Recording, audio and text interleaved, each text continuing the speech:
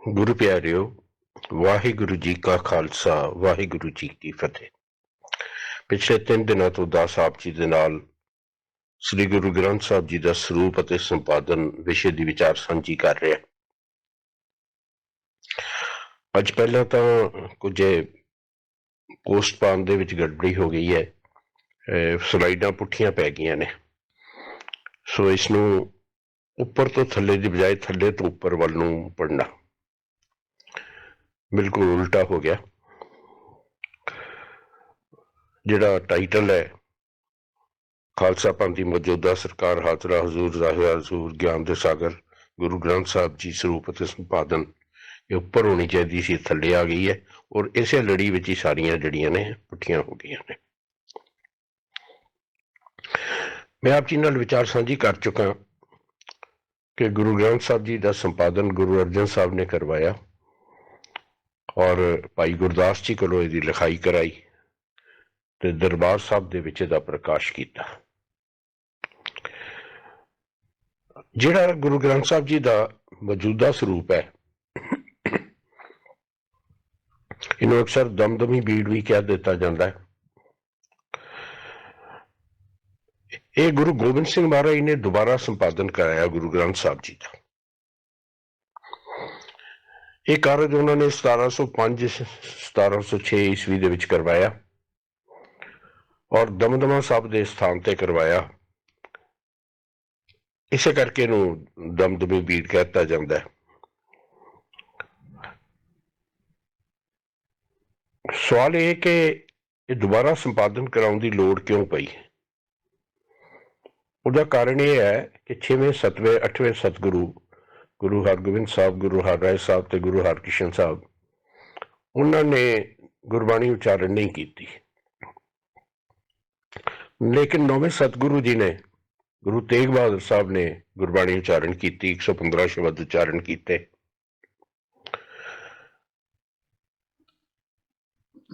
ਹੁਣ ਗੁਰੂ ਦੀ ਬਾਣੀ ਗੁਰੂ ਗ੍ਰੰਥ ਸਾਹਿਬ ਜੀ ਤੋਂ ਬਾਹਰ ਨਹੀਂ ਰਹਿਣੀ ਚਾਹੀਦੀ। ਗੁਰੂ ਗ੍ਰੰਥ ਸਾਹਿਬ ਜੀ ਨੂੰ ਪੂਰਨ ਗੁਰੂ ਬਣਾਉਣਾ ਹੈ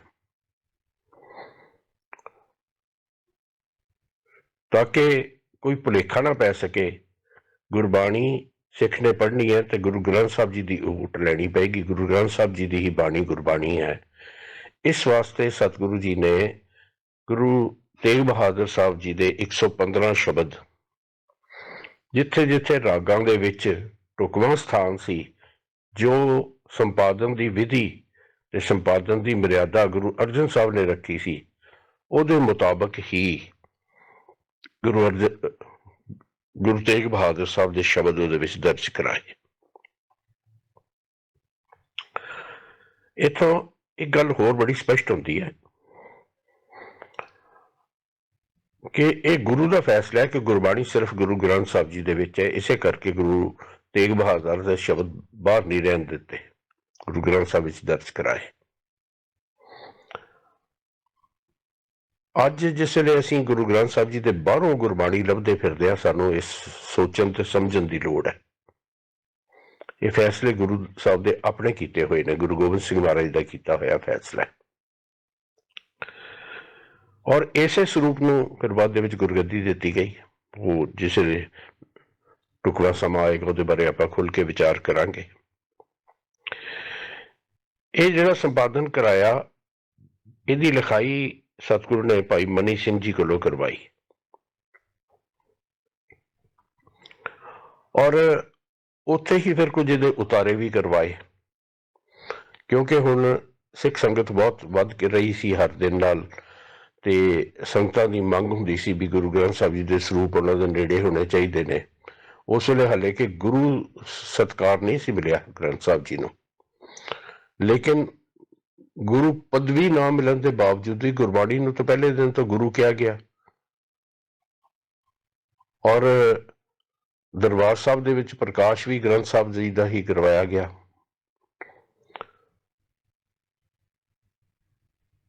ਸੋ ਸਿੱਖਾਂ ਦੇ ਵਿੱਚ ਸਤਿਕਾਰ ਉਦੋਂ ਵੀ ਗੁਰਬਾਣੀ ਦਾ ਇਸ ਤਰ੍ਹਾਂ ਹੀ ਸੀ ਔਰ ਮੰਗ ਸੀ ਕਿ ਗ੍ਰੰਥ ਸਾਹਿਬ ਦੇ ਸਰੂਪ ਹੋਣੇ ਚਾਹੀਦੇ ਨੇ।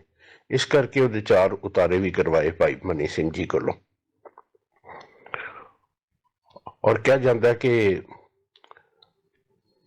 इस जिस वे सतगुरु नंदेड़ वाल गए ने एक आप उत्थे नाल लैके गए, एक उत्थे दमदमा साहब ही रखिया, एक तखत केसगढ़ साहब भेजिया, अकाल तखत साहब भेजिया।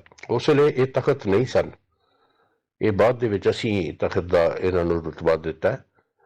लेकिन इन्हां स्थानां ते जिहड़े महत्वपूर्ण स्थान सन सिख कौम दे, पटना साहब, इन्हां स्थानां ते 4 वो जिहड़े सरूप सन वो भिजवाए गए। हुण जिहड़ा गुरु ग्रंथ साहब जी का मौजूदा सरूप है, मैं बेनती की सी जिहड़ा पहला हस्तलिखत सी उहदे विच 975 अंक सन, डबल ਇਹਦੇ ਵਿੱਚ ਹਸਤਲਿਖਤ ਦੇ ਵਿੱਚ ਕਿੰਨੇ ਅੰਕ ਸਨ ਉਹ ਤੇ ਸਾਡੀ ਜਾਣਕਾਰੀ ਦੇ ਵਿੱਚ ਨਹੀਂ, ਕਿਉਂਕਿ ਉਹ ਜਿਹੜਾ ओरिजिनल ਸਰੂਪ ਸੀ ਉਹ ਪੰਥ ਦੇ ਹੱਥ 'ਚ ਨਹੀਂ ਰਿਹਾ। ਮੈਂ ਉਸ ਵਿਸ਼ੇ ਦੇ ਵਿੱਚ ਨਹੀਂ ਜਾਵਾਂਗਾ ਇਸ ਵੇਲੇ। ਲੇਕਿਨ ਜਿੰਨੇ ਵੀ ਹੱਥ ਨਾਲ ਉਤਾਰੇ ਕੀਤੇ ਜਾਂਦੇ ਸਨ ਉਹਨਾਂ ਦੇ ਵਿੱਚ ਪੰਨਿਆਂ ਦੀ ਸੰਖਿਆ ਜਿਹੜੀ ਹੈ ਵੱਧ ਘੱਟ ਜਾਂਦੀ ਸੀ। मैं बेनती की सी जिहड़ा 975 अंक सन उहदे विच कई अंक खाली भी छड्डे हुए सन।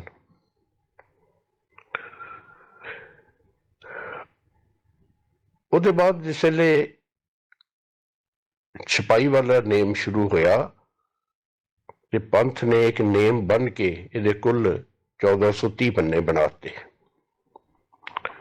जिहदे विच 1429 पन्ने गुरबाणी है, बाद दे विच रागमाला दर्ज की गई है। गुरबाणी 1429 पन्ने है और इसका एक स्टैंडर्ड आकार हुण बनाता गया भी उन्ने ही पन्ने होणगे और उसे शब्द तो शुरू होएगा, उसे शब्द से समाप्ति होएगी, उहदे विच भी कोई बहुत घाट नहीं होएगी।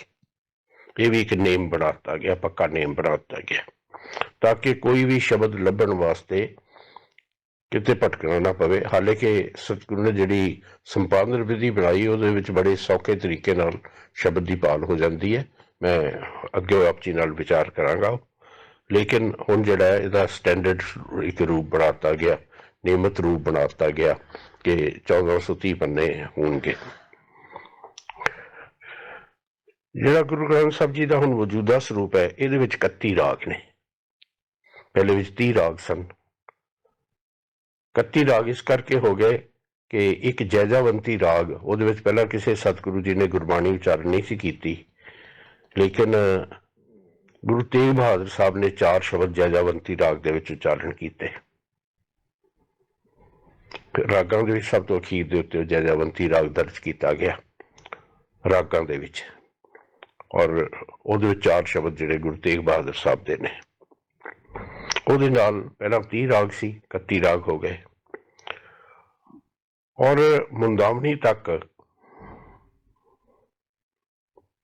मैं बेनती की ना कि 1429 पन्ने गुरबाणी है, 1429वें पन्ने दे उत्ते मुंदावनी का शब्द है जिसकी आपां बाद च विचार करांगे, जिथे नाल गुरु अर्जन साहब का श्लोक भी है। उत्थे तक 5871 शब्द ने कुल। अज गुरु ग्रंथ साहब जी दे विच कुल शब्द जिहड़े ने 5871 ने। महत्वपूर्ण जानकारियां ने, हर सिख नूं पता होना चाहिए। इसे करके मैं आप जी नाल साझा कर रहा भी सानूं घट्टो घट्ट अपने सतगुरु जी के स्वरूप बारे ते जिहड़ी है पूरी जानकारी होवे। आपां लड़ीवार इस तरह चलते जावांगे। अज बस इतने बचन प्रवान करना, होइयां भुलां वास्ते खिमा बख्श देना जी। वाहिगुरु जी का खालसा, वाहिगुरु जी की फतेह।